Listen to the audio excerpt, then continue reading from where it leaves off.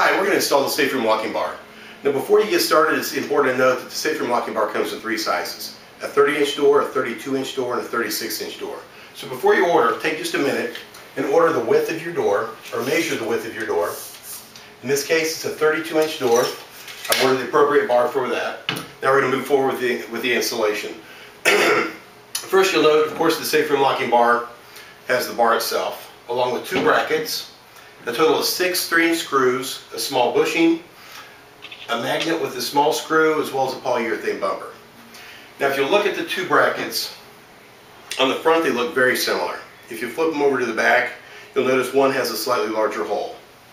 And what that does, that's going to help create the hinge for the safe room locking bar.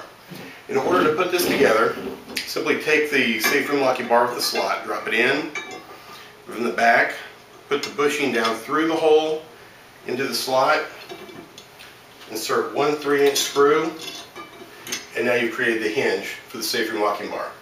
We're going to set that aside for just a minute. We're going to move on to the other bracket. And what we'll do is we're going to install the bracket on the side of the door handle. And you want to install it anywhere from 2 to 4 inches higher than either your deadbolt lock or your door handle. In this case, we're going to go about 2 inches higher than the deadbolt itself, and you want the actual cradle to be 2 inches higher than this. So what we're going to do, we're going to come in here about 2 inches up,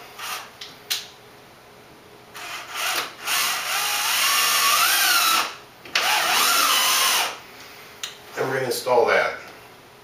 We're not going to snug that down yet. We're going to leave it loose so we can make adjustments if we need to. Now it's important to note that when installing this, you're not installing just to the trim of your door. You're going through the door into the subframe surrounding your door. Typical construction, you're going to have 2 2x4s on either side of your door with the header across. That's going to create the rough opening that the carpenters will come in and insert your door into at a later point. Typically, if you will install the screw at least 1.5 inches from the edge of your jamb, you're going to be sure and hit one of those 2x4s. If you're not familiar with construction, hiring the general contractor, a locksmith, somebody that does understand how doors are constructed, they'll be sure and install this the correct way.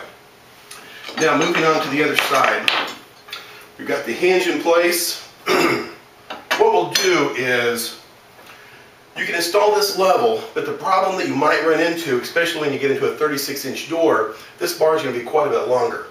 And when you operate it and swing it up, if there's any decorative trim, anything overhead that can interfere with that bar, it's going to stop the operation. The best thing to do is simply drop this side down a couple inches. In this case, we're going to drop it down about right here.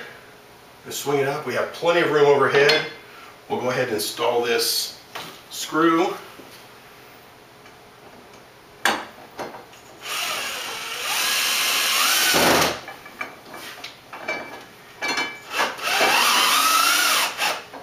Okay, again, we're not quite tight. We're going to make sure everything works good. Everything operates on it. We're good to go. Now we're going to go ahead and install the remaining four screws, 2 in each bracket. We're going to make sure that it's vertical, so it looks good when it's finished.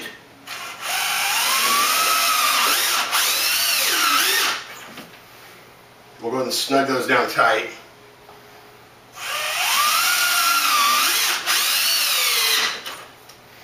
Go up to the top one, bump it. We're going to come over here. We're going to, let me go ahead and drop these 2 in real quick.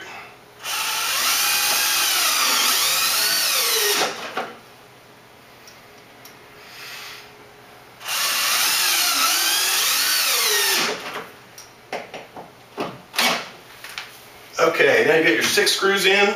Everything works great. The safe room locking bar comes up. Works wonderful. Now at this point, a couple more things you're going to do. We're going to switch over to a number 1 bit Phillips. We're going to take this small magnet along with the screw, and we're going to install this in the trim straight above. So when the safe room locking bar is in its upright position, it's going to hold it up out of the way. So I want to be about in the middle of this hinge.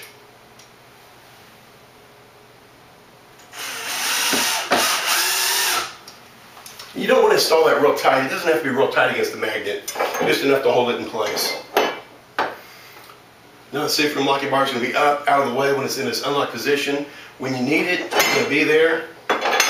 If the bar weren't attached, you set it in the corner, it's going to walk away. Who knows what's going to happen to it. So that's going to help keep it right where it needs to be. One final thing. You'll notice that the trim holds the safe room locking bar away from the door.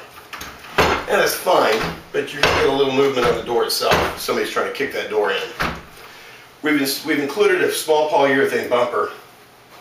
It has adhesive already on it. Just peel off the backing. And you can actually just stick that right to the door, right behind the bar. And what that's going to do, that's going to help fill that gap. So if somebody were to beat on that door, the polyurethane is going to be hitting against the bar, and it actually has a little bit of give, so it kind of gives a kickback to the door. If somebody's kicking in, it's bouncing back. So just a little added advantage to the safe room locking bar. But in a nutshell, that is all there is to it in installing the safe room locking bar. If you do have any questions, please contact us at info@saferoomlockingbar.com. Thank you.